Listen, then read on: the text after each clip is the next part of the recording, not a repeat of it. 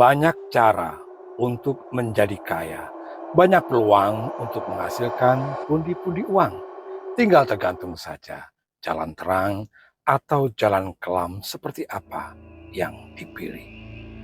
Ada yang percaya kaya atau miskin adalah soal garis nasib karena hanya sedikit orang yang dipilih oleh semesta.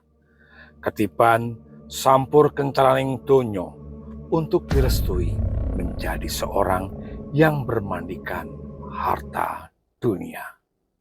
Namun sebagian lagi percaya kaya itu bisa direkayasa ataupun direkadaya selama mampu dan mau bekerja. Tapi benarkah konsep menjadi kaya hanya sekecil itu? Bagi orang-orang yang sejatinya memang berangkat dari kalangan berada atau balungan sugih, menjadi generasi penerus kaya pastinya adalah jalan yang mudah. Namun bagaimana dengan nasib kaum tipis atau kalangan pas-pasan yang ingin merubah nasib menjadi kaya?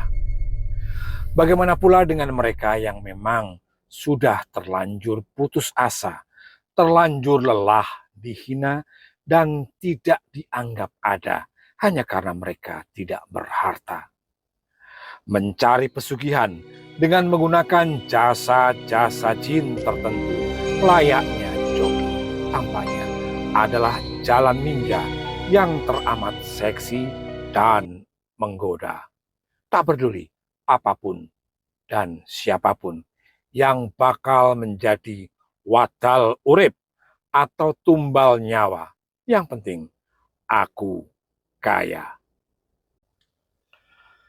Jalan pintas pesugihan yang menawarkan kemudahan dan kenikmatan sesaat acap kali memang membuat silau banyak pasang mata. Dan tak jarang banyak pula yang akhirnya kepencut lalu jatuh tergelincir. Barangkali lupa atau pura-pura lupa, pesugihan sejatinya seperti sekeping uang logam dengan dua sisi kemelekatan yang tak dapat dipisahkan. Joyo mangku batang, kaya tapi binasa.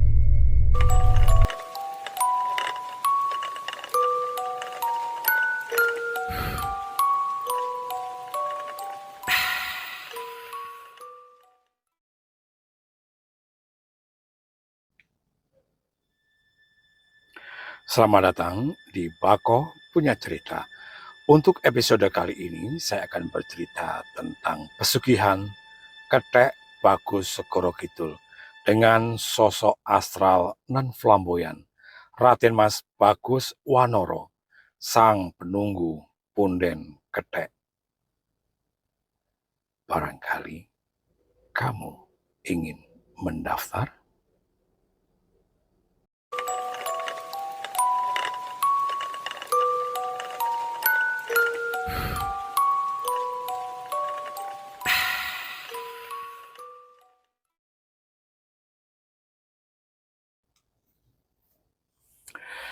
Cerita pesugihan kali ini datang dari Mas Sungkowo, warga Sleman, Yogyakarta, tahun 2004. Sebuah kisah tentang anak manusia yang mencoba mengadu peruntungan nasib lewat jalan ninja paling barbar.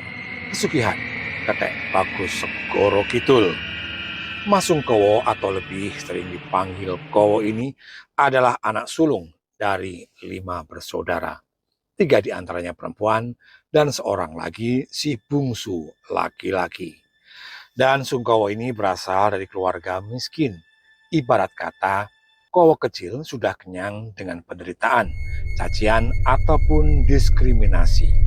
Karena Sungkowo sekeluarga benar-benar hidup di bawah garis kemiskinan alias sekeng. Kondisi serba cepet ini pun masih terus berlangsung hingga saat adik bungsunya lahir dan besar. Saat itu, Kowo masih kelas 2 SMP. Ayahnya yang hanya buruh serabutan seolah juga tidak berdaya menghadapi kejamnya himpitan ekonomi. Demikian pula ibunya yang sakit-sakitan, tak banyak yang bisa dilakukan untuk sekedar mengais tambahan penghasilan. Sungkowo kecil pun tak segan-segan ikut banting tulang bekerja menjadi buruh cuci motor walaupun usianya masih belia. Tahun demi tahun berganti. Kemiskinan masih saja menjadi wabah yang tak mau enyah dari keluarga Sungkowo. Terlebih saat usianya beranjak dewasa, ayah Sungkowo pun meninggal karena sakit TBC dan tidak tersentuh medis lantaran tak ada rupiah untuk berobat. Beban dan tanggung jawab yang harus dipikul di pundak Sungkowo pun kian berlipat ganda. Mau tak mau, Sungkowo seorang dirilah yang harus menghidupi ibunya dan keempat adiknya. Tentu saja bukan satu pekerjaan yang mudah.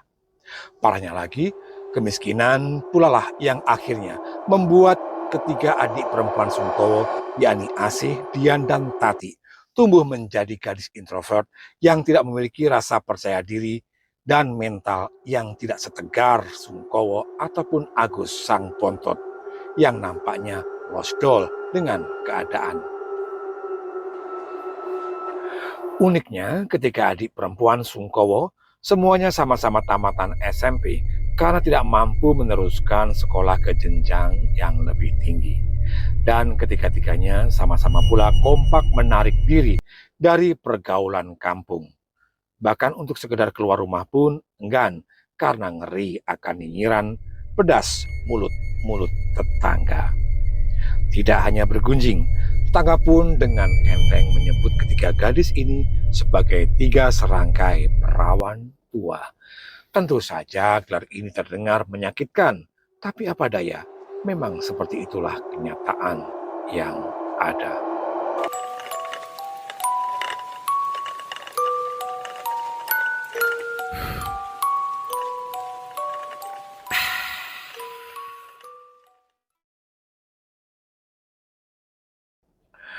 Pernikahan Sungkowo dengan Sari tak ubahnya lawe bundet. Selalu saja ada berlapis-lapis masalah dalam masalah. Ruwet, rezeki pun seret. Dari pernikahan ini Sungkowo dikaruniai dua orang anak laki-laki, Ilham dan Diki. Ironisnya, Sungkowo juga masih tinggal serumah dengan ibu dan keempat adiknya, menempati kamar mungil nan kumuh yang tak lain adalah kamar Sungkowo sedari kecil. Praktis di rumah ini ada 8 mulut yang harus diberi makan setiap hari oleh Sungkowo.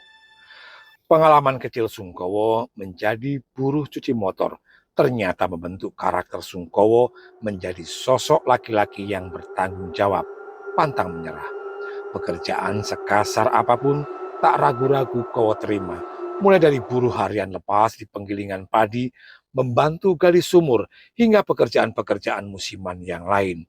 Semuanya dilakukan Sungkowo demi asap dapur ngebul. Dan untung saja, istri Sungkowo bukanlah perempuan cengeng.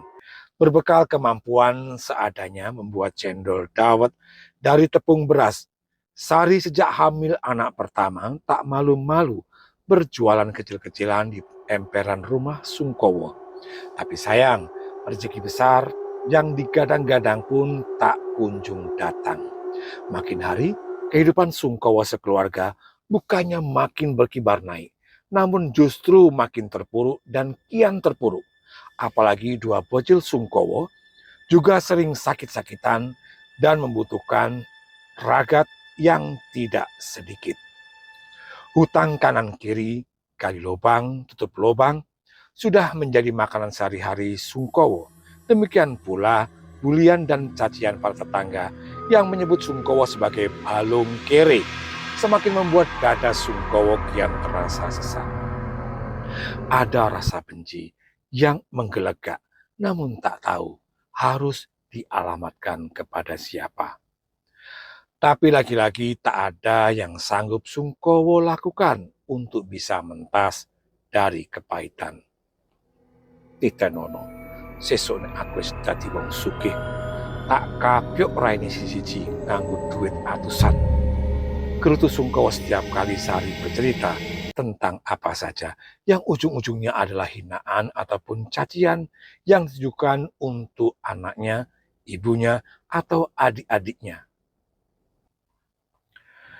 Hingga suatu hari, Pertemuan Sungkowo dengan Aji, sahabat karibnya saat di SMP dulu, telah merubah jalan hidup dan takdir Sungkowo sekeluarga. Aji yang saat reuni SMP datang dengan mengendarai Jeep Mercedes keluaran tahun terbaru warna hitam saat itu, seolah-olah menjadi sang bintang idola yang pamornya begitu menyilaukan mata semua peserta reuni, tak terkecuali para guru. Belum lagi penampilan Aji yang sangat perlente, lazimnya pengusaha sukses, berhasil membius siapa saja yang melihatnya. Terlebih teman-teman wanitanya yang dulu pernah memandang hina Aji dengan sebelah mata karena sama kerenya dengan Sungkowo. Wajah Aji pun seolah-olah bermetamorfosa sempurna menjadi pria tampan dan mapan, bak aktor sinetron papan atas.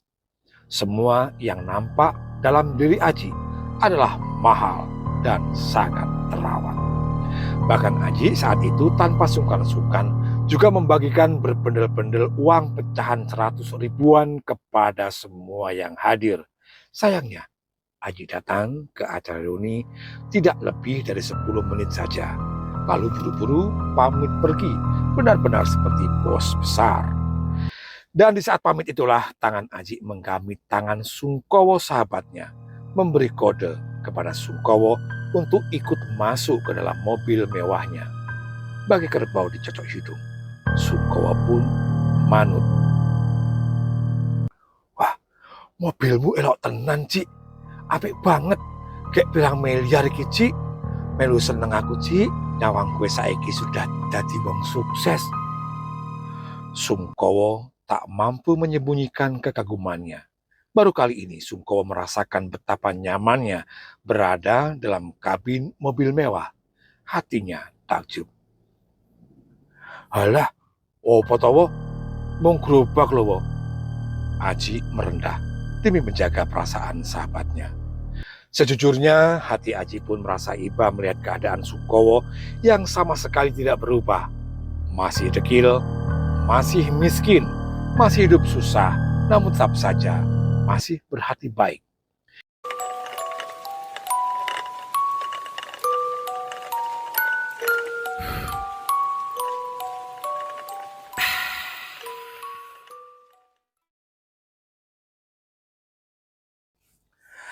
Ingatan Aji kembali menerawang ke masa lalu. Benaknya tak bisa lupa, walau miskin, Sungkowo ini setia kawan, bahkan tak ragu-ragu berbagi bekal ketela rebus yang rasanya terlalu asin di lidah mereka berdua untuk sekedar mengganjal perut sebelum bel pagi sekolah nyaring berbunyi. Ditatapnya mata Sungkowo tajam. Ini buat kamu. Aji menyodorkan 2 bendel uang ratusan ribu yang masing-masing bertuliskan angka 10 juta rupiah. Apa iki, Ci? Rasa to, Ci? Mau aku? Sungkowo buru-buru menolak halus. Namun Aji lebih dulu dengan sigap memegang kedua tangannya dan memaksanya untuk menerima. Kowe ki kan sahabatku towo. Kowe ki lagi butuh duit. Isaku yo mung bantu begini buatmu wo. Semoga berguna wo. Mata Sungkowo pun sontak berkaca-kaca. Matur nuwun Joji.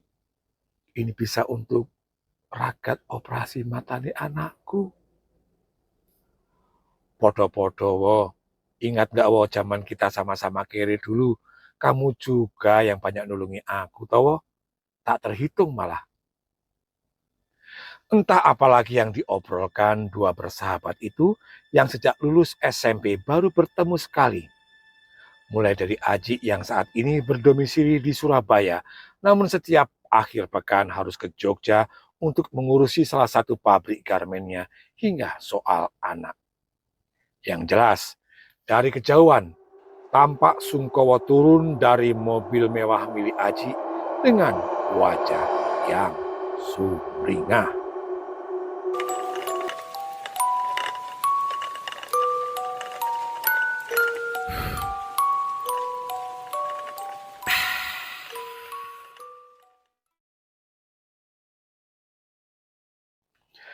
Dan sejak itu, hampir setiap 2 minggu sekali, ketika Aji berada di Jogja untuk mengurusi usahanya, Aji dengan setia selalu menyempatkan mampir ke rumah Sungkowo sahabatnya. Tak ada yang berubah dari diri Aji, selain hanya penampilan luarnya. Aji masih seperti dulu, senang bercanda, ceplas-ceplos, bahkan tidak pernah sedikit pun menyinggung soal perbedaan status sosial. Ci, mbok aku diajari to Ci, dadi wong sugih to Ci, kelakar Sungkowo suatu ketika. Tenane wo, pengen apa piye wo? Aji menanggapi guyonan Sungkowo dengan tertawa. Ya pengen lah Ci, sapa sing ora pengen dadi wong sugih kaya kowe. Aku wis kesel Ci dadi wong melarat. Aku wis ora kuat terus-terusan dihina orang. Mbok mesake aku to Ci. Siapa sangka kelakar Sungkowo langsung ditanggapi serius oleh Aji.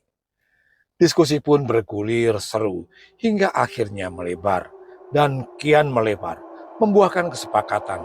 Sungkowo mantap, ingin mengikuti jejak Aji, menjadi kaya raya lewat jalur cepat, pesugihan, kethek, bagus, segoro kidul. Lah terus, mengko wujudku dadi kaya kethek ngono Ci. Sungkowo dengan lugunya bertanya kepada Aji. Aji pun sontak terbahak.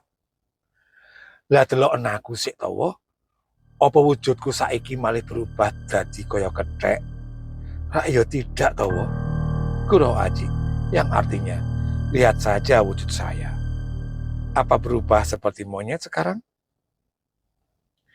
Dengan naif Sungkowo menatap detail demi detail wajah Aji. Ora iki, rumangsaku kowe kok malah tambah bagus, tambah ganteng, Ci. Kembali Aji tertawa mendengar kalimat lugu Sungkowo. Aku mung khawatir, Ci. Tak kira rupaku mengko njur malih dadi kethek elek, kaya sik diceritake wong-wong kae lho, Ci.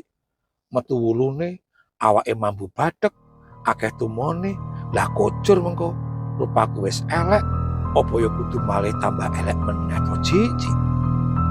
Sungkowo makin semangat mengulik, yang artinya saya kira nanti wajah saya berubah jadi monyet, tumbuh bulu, badan berbau, dan banyak kutunya. Sudah jelek, tambah jelek lagi, apes. Aji lagi-lagi tersenyum. Ora wo, iki beda, ini berbeda. Ini madein segoro kidul wo. Jelas luwih jos wo, malah nanti raimu malih dadi bagus wo. Ah, tenane Ci. Ya tenan lah wo. Aku lho wo, wis mbuktekke dhewe ning ya kuwi wo. Aji urung melanjutkan kalimatnya. Kuwi sing kepiye, Ci? Ya kuwi wo, tumbale abot. Kudu mbok pikirke tenan wo. Aji mendadak menunjukkan ekspresi serius. Maksudnya abot piye, Ci? Ya abot lah wo, soalnya sing dikersake itu wadal nyawa, tumbal nyawa. Siap ora kowe wo? Nek ra siap, jangan coba-coba wo. Mengko malah dadi kentir kowe wo. Waduh. Sungkowo spontan memotong. Aji pun terdiam. Lah, di rumahmu kan akeh uwong to wo. Banyak stok. Ngopo kowe bingung? Ucap Aji lirih. Kanggo tumbal maksudmu, Ci? Yo iya lah wo. Gantian Sungkowo yang terdiam. Di pelupuk matanya terbayang sosok ibunya yang tak berdaya sedang sakit. Disusul wajah ketiga adik perempuannya, Asih, Dian, Tati, yang kondisinya pun sangat melas, buluk tak terawat, berbeda dengan gadis-gadis lain. Terbayang pula seraut wajah tengil Agus, adik bungsunya, disusul wajah Sari istrinya, serta Ilham, dan Diki yang kecil, kurus dan kering. Nek atimu ragu, rasah wo, soal tumbale abot tenan. Ini tumbal yang tidak main-main wo, bukan sembarangan nyowo. Sungkowo masih diam mematung dengan benak berkecamuk. Pokoknya wo, paugeran tumbalnya itu begini wo. Munggah dhuwur kiwa tengen, mudhun ngisor kiwa tengen, jejeran ya kiwa tengen. Kuwi pathokane, aturane ngono kuwi wo. Selain itu ora iso wo. Apa meneh kuwi Ji artine aku ra mudeng. Sungkowo pun mengernyitkan dahi.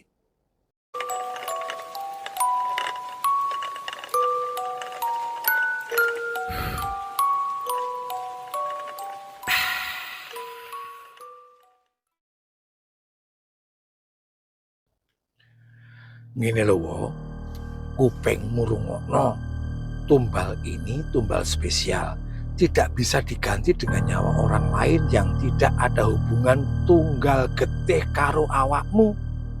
Maksudnya gini wo, yang bisa jadi tumbal hanya orang-orang tertentu wo. Munggah dhuwur kiwa tengen artinya bapak karo simbokmu wo. Masuk kuwi. Mudhun ngisor kiwa tengen berarti adalah anak-anak kandungnya bapak simbokmu alias saudara kandungmu dhewe wo. Harus dulurmu sekandung. Sungkowo manggut-manggut mendengar penjelasan Aji. Lah nek jejeran kiwa tengen, apa kuwi Ci? Sungkowo makin kepo. Jejeran tengen kuwi artinya istrimu wo. Istrimu adalah satu-satunya orang luar tanpa hubungan darah yang bisa kamu tumbalkan wo. Terus jejeran kiwa artinya anak-anak kandungmu wo. Pancen abot wo. Mulane yen kowe tidak siap, ojo, jangan coba-coba. Tapi nek berhasil wo, kowe arep tuku apa wae iso wo. Aji nerocos Pak Seles. Sungkowo kembali bungkam. Batinnya kian berkecamuk, antara ragu-ragu tapi juga sangat berhasrat. Benaknya tanpa dikomando langsung membayangkan rencana siapa-siapa saja yang nantinya layak dia pilih untuk jadi tumbal. Ora mung kuwi wo, ana meneh. Ada lagi. Suara Aji menyadarkan Sungkowo yang tiba-tiba saja hening mematung. Apa kuwi Ci? Iki wo. Aji menunjuk tangan kirinya yang selama ini selalu dia sembunyikan di balik kantong samping celana jeans mahalnya. Saben kowe sowan masrake tumbal anyar, drijimu nanti bakal hilang di Gledrawo. Suara Aji terdengar penuh penekanan untuk meyakinkan Sungkowo yang artinya nanti setiap usai memasrahkan tumbal baru, jari tanganmu akan digigit dan dikunyah. Digeledak Ci. Oh, neng ora loro kok wo, tidak sakit wo, tidak terasa wo, tenan. Mengerti-reti mengko drijimu ilang dewe. Ini hanya sebagai simbol atau tanda kesetiaan kita untuk selalu caos dahar kepada beliau. Lah kok medeni Ci? Tenane ora loro. Tenan wo, ora krasa wo, yakin. Lagian wong lanang kok wedi loro wo. Delok iki wo. Ini jentikku ilang pas aku masrake simbokku. Terus jari manisku ilang pas aku masrake bapakku. Njur iki wo, sik driji tengah ini ilang pas aku masrake adikku wedok. Aji tanpa malu-malu memamerkan tangan kirinya yang hanya tersisa 2 jari. Tinggal telunjuk dan jempol. Sungkowo makin ternganga. Terus nasib anak bojomu piye Ci? Tanya Sungkowo. Aji tersenyum lebar. Aman wo, adikku kan akeh. Adikku banyak, podo karo kowe to. Sama kita, banyak stok, aman wo. Aji pun kembali terkekeh, sama sekali tidak merasa bersalah. Terus carane masrake tumbal piye, Ci? Gampang, wo. Gampang. Kita tinggal datang ke punden, bawa ayam cemani, jago kalau yang kamu tumbalkan itu laki-laki, atau cemani babon kalau yang kamu tumbalkan perempuan.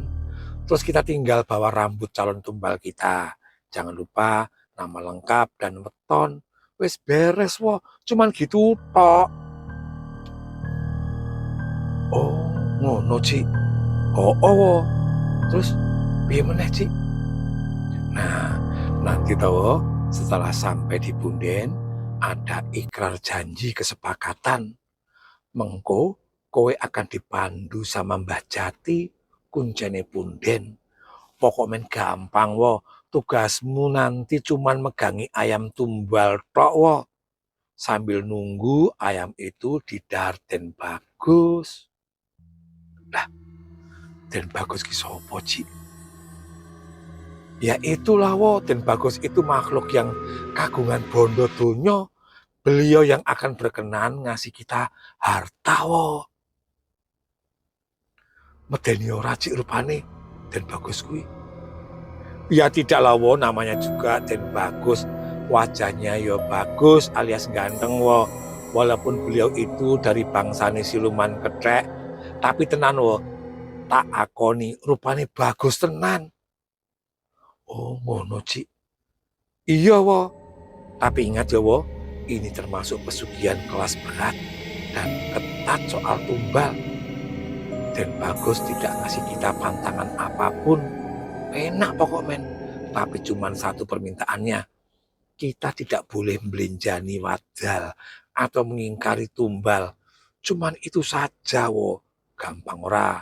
Gampang toh. Maksudnya piye kuwi, Ci? Maksudnya begini, wo. Lah, mbok harta dan duitmu kuwi mau kamu mau bagi-bagi, kamu mau habiskan buat judi, buat medok, buat beli rumah, buat beli apa saja, sakarepmu boleh. Tidak ada pantangan, wo. Tidak seperti pesugihan lain yang ribet, pantang ini itu, ora oleh ini itu, ora oleh ngene ngono, ngatur kuwi, ngatur iki, serba gak boleh. Kalau sama Den Bagus, bebas, wo. Cuman satu tok, jangan sekali-kali kue wani belinjani tumbal yang sudah kamu janjikan. Entek kue, wo. Itu saja, bewo. Masuk ora? Aku gelem, Ci.